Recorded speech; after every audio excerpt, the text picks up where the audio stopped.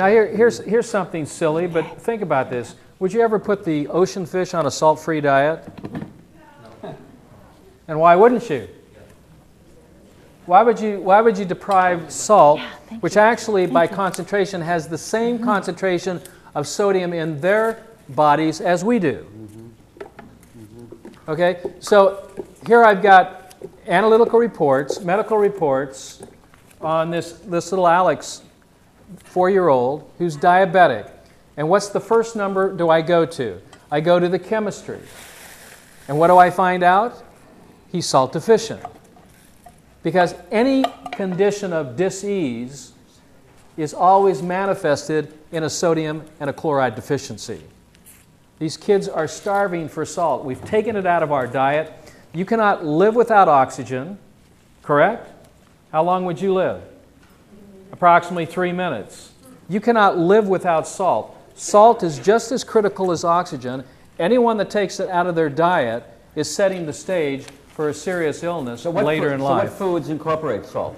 Well, celery is a great salt concentrated food. So we put celery in our, but you know, I mean, we also salt our product, salt our foods with rock salts, and we also add the liquid salts too as well. But yeah, we use a lot of high concentrations of celery in our juices.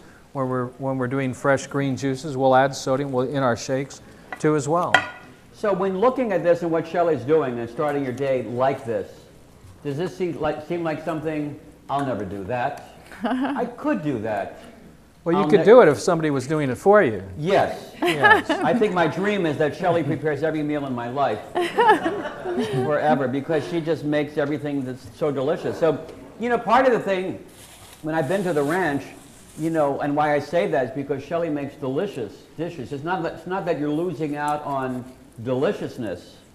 It's that you're reprogramming your mind of how to achieve that. Well, there's a saying, and it goes like this: nothing tastes as good health feels. All right. How many like the pate? Be honest. Raise your hand. How many like the pate? Okay. Think you could have that instead of tuna salad or an egg salad sandwich?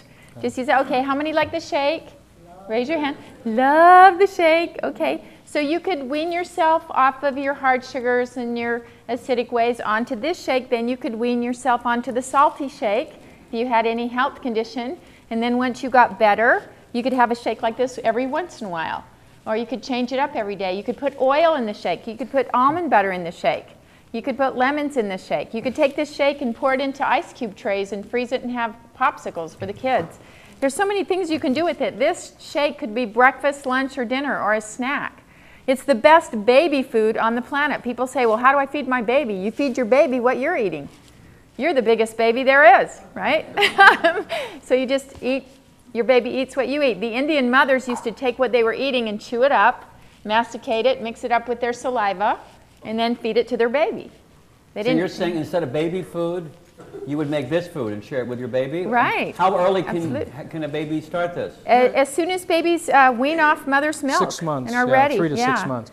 And any baby, regardless of their age or size, we put them on what I call this liquid diet, this liquid feast, with the understanding that the alimentary canal has been compromised with an over-acidic lifestyle and diet.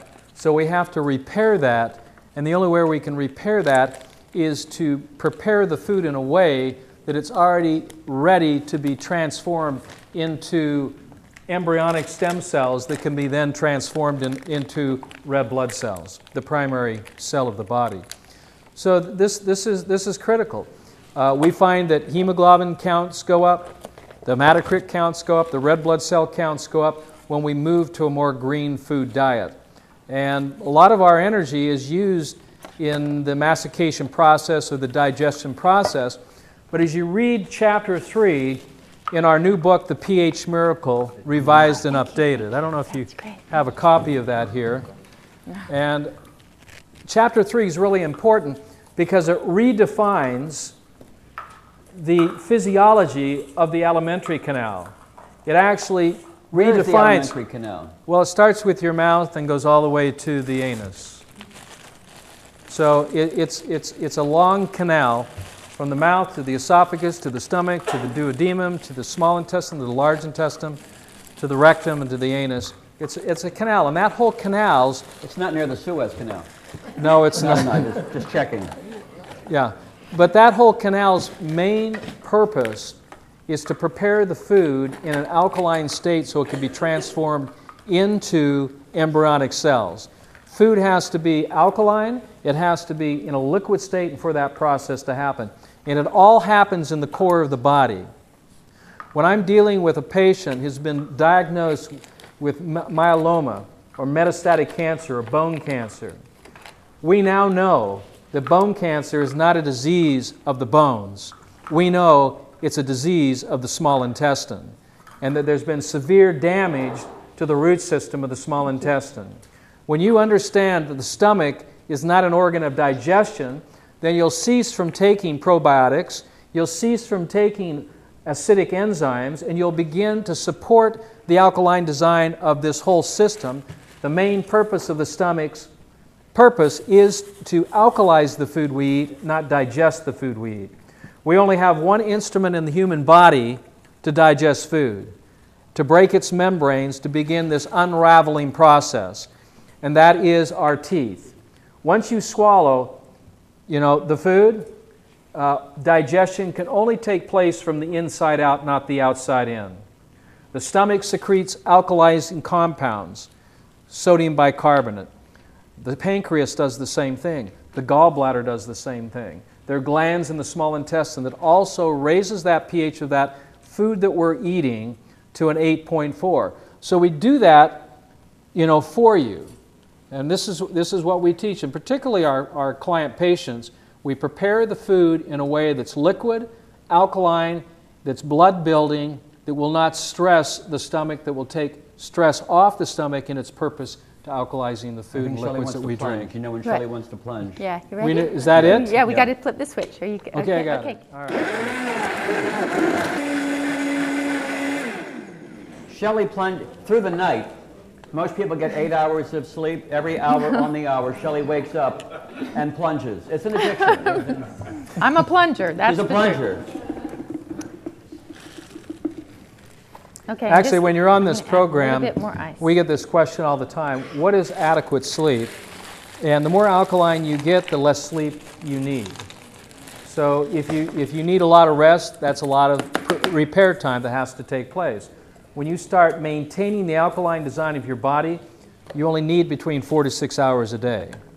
Sometimes, depending on your activity during the day, the amount of exercise or the amount of stress you've had in the day, you may need a little more sleep because of that. Is there certain hours that are better? The old adage of an hour before midnight is better? It's actually very, very healthy to go to bed around 9 o'clock in the evening, okay? No later than 10, and to get up around 5 or 6.